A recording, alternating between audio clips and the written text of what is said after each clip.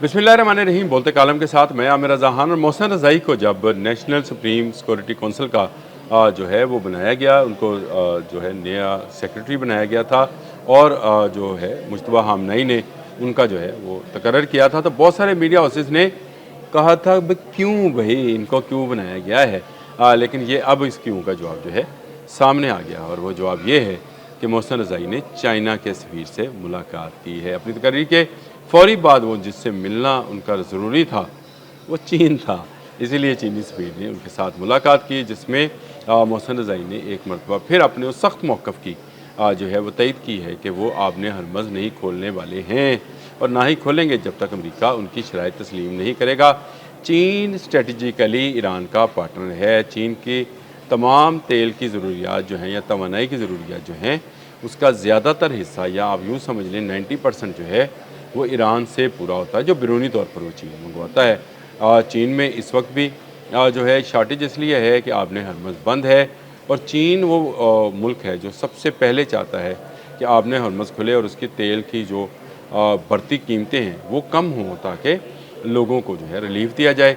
इसके साथ साथ स्ट्रेटजिक पार्टनर के तौर पर मैंने आपको बताया कि चीन ईरान की मदद भी कर रहा है। आपने पिछले दिनों एक स्टोरी देखी होगी, मैंने भी इस पर स्टोरी की थी कि जिसमें चीन ने ईरान को कंधे पर रखकर चलाने वाले मिसाइल जो हैं, हमारे यहाँ पे उसको स्टिंगर इसलिए सारे लोग समझते हैं क्योंकि रशिया अफ़गान वार के अंदर स्टिंगर पहला मिसाइल था जो कि दिया गया था अफ़गानियों को ताकि वो ईरानी जो रशियन हेलीकॉप्टर्स हैं उनको गिरा सकें, और वाकई में ये गेम चेंजर था। अब भी एक गेम चेंजर जो है मिसाइल सिस्टम जो कंधे पर रख के चलाया जाता है वो दिया गया है। इससे ड्रोन्स और हेलीकॉप्टर्स और निचली प्रवास करने वाले जहाज़ और इवन जो बहरी कश्तियाँ और कामाकाजी कश्तियाँ हैं जिनको उतारा गया है आबने हरमज़ में, उनको तबाह किया जा सकता है। एक्यूरेट निशाने पर लगती हैं और ज़बरदस्त एहतियात जो है वो दिया है। इसके अलावा उनका बाइडो कम्युनिकेशन सिस्टम जो है वो पासदरान इनकलाब ओपनली इस्तेमाल कर रहे हैं, उसको कोई रोक नहीं पाएगा, कोई इसको ब्रीच नहीं कर पाता क्योंकि उसको चाइनीज़ ही देख रहे होते हैं। फिर चाइना के मतलब ये भी खबर थी कि इसने अपना दिफाई निज़ाम जो है वो भी HQ-9 जिसको बोलते हैं वो भी दे रखा है और उसी को मॉडिफाई करके ईरान ने अपना दिफाई निज़ाम तरतीब दिया है जो रशियन मिसाइल के साथ मिलकर बहुत ही ख़तरनाक हो गया और इसी ने नुकसान पहुँचाया। इसलिए तो डोनाल्ड ट्रंप मांग रहे हैं कि मुझे पैसे दो, मेरा तो नुकसान हो गया, मैं अब ऐसा वापस नहीं जाना। तो अब आपका नुकसान तो आपकी अपनी वजह से है कि आप दरवाज़ा खटखटाने आए थे ईरान का, ईरान आपके घर नहीं गया था। आप आए थे यहाँ पे कुछ छीनने के लिए, आप आए हैं तो आप ही को यह जानना बढ़ना है, ईरान नहीं भरेगा। और चीन स्ट्रेटजिकल पार्टनर है। चीन सिर्फ इस मामले में नहीं है, चीन ने अमेरिका के दिए हुए 50 साल पुराने जहाज़ों को भी जो है वो काबिल इस्तेमाल रखा हुआ है ईरान के अंदर। ईरान में बहुत सारी दफाई सलाहियतें जो हैं वो सिर्फ़ और सिर्फ चीन की बदौलत हैं।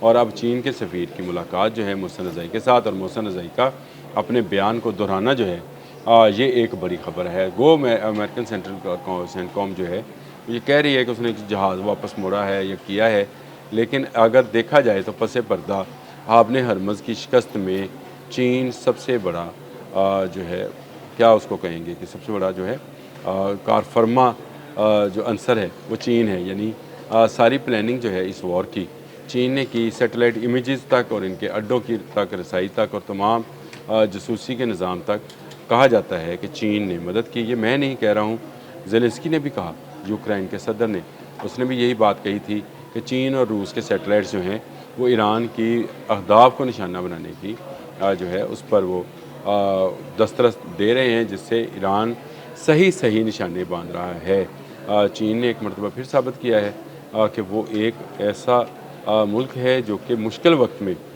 दोस्तों को छोड़ता नहीं है। जी हाँ, ईरान का दोस्त है चीन, तो चीन ने मुश्किल वक्त में भी नहीं छोड़ा है। देखें कि जैसे ही मोहसिन रज़ाई को नया ओहदा मिला जो कि बहुत अहम ओहदा है, सुप्रीम नेशनल सिक्योरिटी काउंसिल का सेक्रेटरी होना, ये बिल्कुल नेक्स्ट टू मुज्तबा हामनई है। अगर आप सुप्रीम कमांडर जो हैं मुज्तबा हामनई है तो उनके नेक्स्ट जो हैं उनके सेक्रेटरी हैं, ये ओहदा दिया गया और उस ओहदेदार की जानिब से आबने हरमज़ को बंद रखने का बयान एक ऐसे मौके पर जब चीनी सफ़ीर जो हैं उनसे मुलाकात करें। तस्वीर भी आ गई है, तस्वीर भी साथ लगा देते हैं, लेकिन ये एक बड़ी डेवलपमेंट है कि अमेरिका को और ज़्यादा परेशानी इस वक्त होगी, दांतों के नीचे पसीना आया होगा ट्रंप के।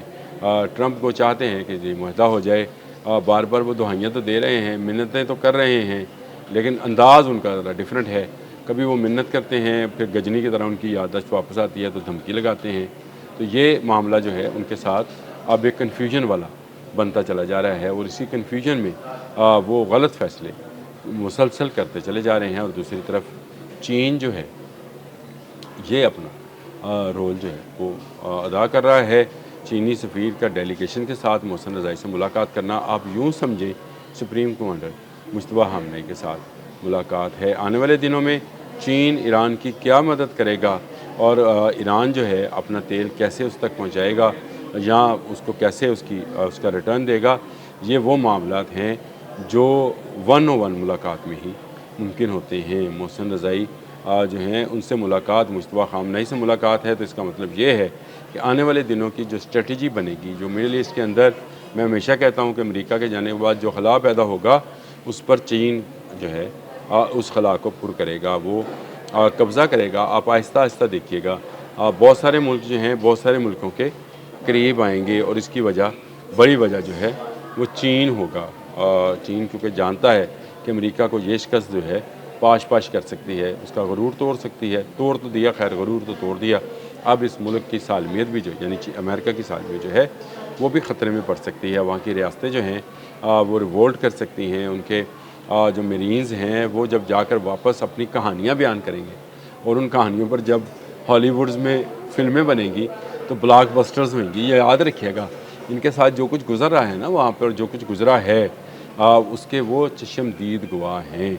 और ये चश्मदीद गवाह जब अपनी स्वाने उम्री जो है फ़िल्म की सूरत में, टेली फिल्म्स की सूरत में, छोटे क्लिप्स की सूरत में, शॉर्ट्स में, अपने शॉर्ट्स में और इंटरव्यूज़ में बयान करेंगे। सोशल मीडिया की टर्मिनोलॉजी है और सोशल मीडिया का दौर है, जब इनके एक्स पर और इंस्टा पर और टिकटॉक पर, फेसबुक पर, यूट्यूब पर ये सारी चीज़ें चलेंगी, तो उस वक्त अमेरिका में क्या कोहराम मचेगा उसका आपको अंदाज़ा नहीं है। मैंने ये कहा कि ये ब्लॉकबस्टर फिल्में होंगी। अभी तो ये दूसरी जंग अज़ीम की फ़िल्में बनाती हैं जिसमें जर्मनी का यूके के साथ मुकाबला था, उसमें ये अपने आप को एक फातिहा के तौर पर दिखाते हैं। पर्ल हार्बर वाले एक वाक़े के बाद ये एटम बम गिराता जापान पर दिखाते हैं जो इनका आजकल दोस्त है। लेकिन ये स्टोरी बिल्कुल डिफरेंट होगी। ये स्टोरी होगी कि कतर के अल अदीद एयरबेस पर क्या हुआ, बहरीन के 5th फ्लीट का क्या बना, कुवैत में अल सालम एयरबेस कैसे उड़ाई गई, इराक़ में जो है क्यों हमें कुर्दिस्तान से यानी कुर्द इलाके से निकलना पड़ा, अड्डा बंद करना पड़ा। ये वो चीज़ें हैं जो ये जाकर जब बयान करेंगे हॉलीवुड के अंदर, तो इस पर ब्लॉकबस्टर्स फिल्में बना करेंगे। अब तक के लिए इतना ही। अल्लाह हाफ़िज़।